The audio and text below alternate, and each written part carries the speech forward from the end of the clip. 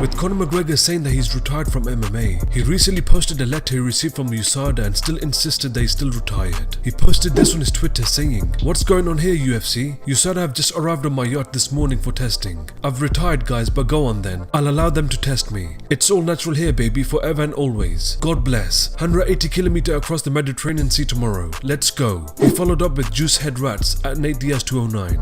Mike Perry is the latest fighter to call out Nick Diaz. He posted this on his Twitter saying, "Everybody talking about the return of Nick Diaz like he looks tough or something. A skinny weakling like his little brother. Y'all both look like Mickey Gall. Hoist Gracie was the only guy ever good at that jiu-jitsu style. Florida jiu-jitsu is on top. Hashtag East Coast." He followed up with this saying, "You won't show up for the fight, Nick Diaz. Your brother already got showed up by the East Coast. You ain't gonna do nothing about that?" He followed up with, "I know you don't train like you used to, Nick Diaz, but I've been chilling with my girl on Miami Beach and you still don't want this East Coast smoke. I'm a power punch and those salt and pepper punches you throw won't faze me." He followed up with, "I'll hit you with this right hook and you'll pull guard, and I'll just ride out the time with ground and pound from the top position. If you don't want to come back, we understand. Just stop clout chasing." He followed up with, "Who you hanging with, Nick Diaz? Y'all look soft and your nose looks worse than mine. Your big head is a great target for this right hand, old man. Look like you've been riding IG horses with that stance. If you were a gunslinger, you're shooting at 22. He followed up with F the Diaz Brothers, East Coast.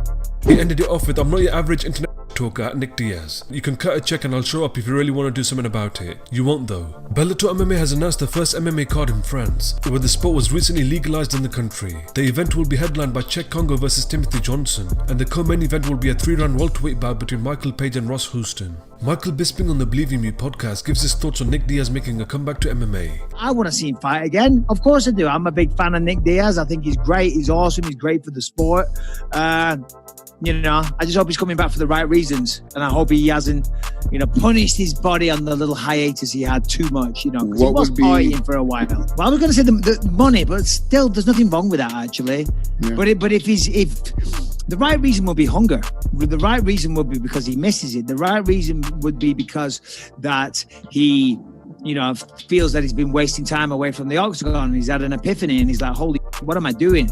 I'm wasting the best years of my life. Let's get back to work. Let's put some training camps in. Let's make some money and set my legacy. You know what I mean? Those would be the right reasons. Wrong reasons would be, I don't know, just because something to do because he's broke. But if he is broke, there is a good thing to do. To give it a shot. You know what I'm saying? I did it for money, so can't talk about that. But 6 years off isn't ideal. That's not what you want to do. You want to make the most of your time. But in those 6 years, he hasn't been taking damage. He's been resting his body.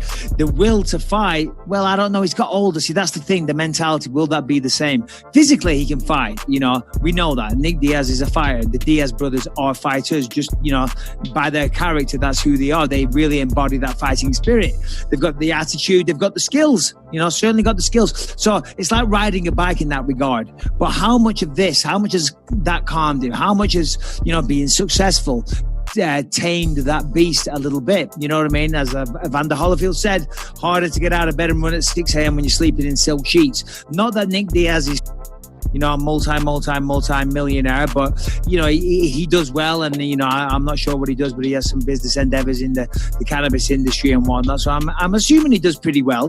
But, you never know. You never know. Has he still got that fire? Only time will tell. And I'd like to see him fight again. Nice jab. All right, let's see a good straight right hand now.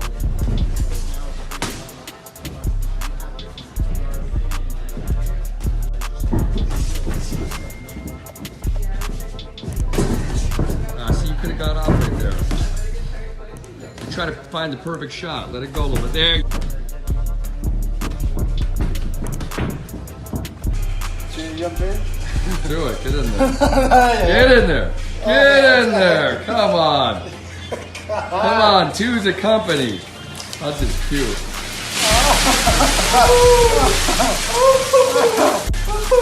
Baby boy. I'll suck each other's. Israel Adesanya in a recent interview questions why Yoel Romero pulled out of his fight with Uriah Hall. Okay, can you answer me a question? What happened to Romero's last fight with Uriah Hall? What happened? I honestly don't remember. Sorry. Okay, no, your Romero pulled out of his last fight with Uriah Hall, and I mean, unbeknownst to me, I thought it was just an injury reason, but it hasn't been stated that it was an injury. And there's yeah, I'll just leave that as allegedly, but some things are not being spoken for that should be spoken for, but no one's asking the right questions. I don't really like, it doesn't bother me. I beat Romero. If something comes out and he popped, I still beat him when he was juicing. So I said this about Costa. I'm gonna pop him before USADA does, and I plan on doing just that.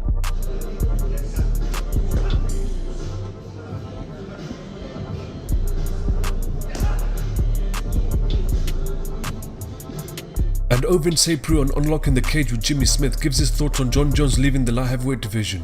I mean, it is, but, you know, with him doing that doesn't mean anything, because just because he's leaving doesn't mean he can't come back.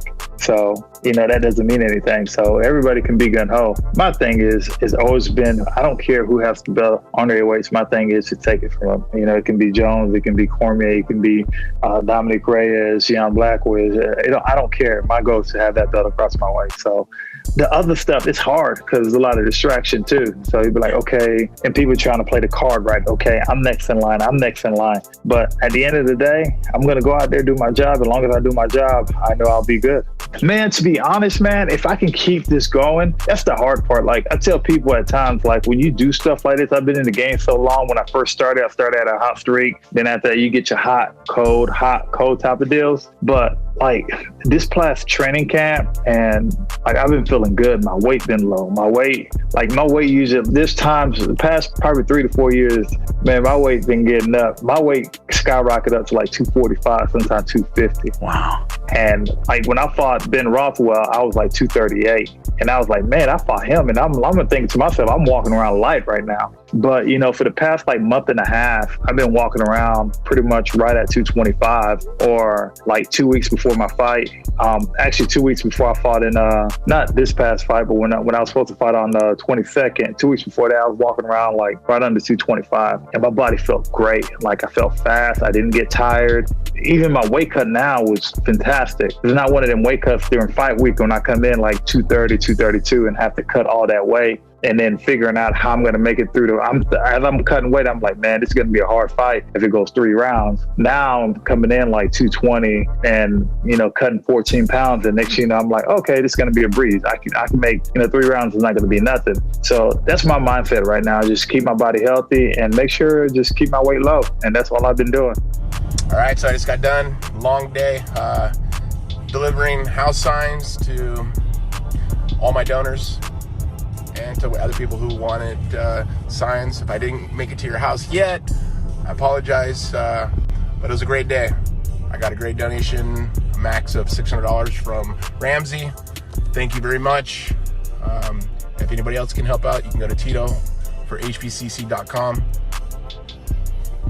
And please donate. Help me with my cause to save Huntington Beach. Hope you guys have a blessed night. God bless.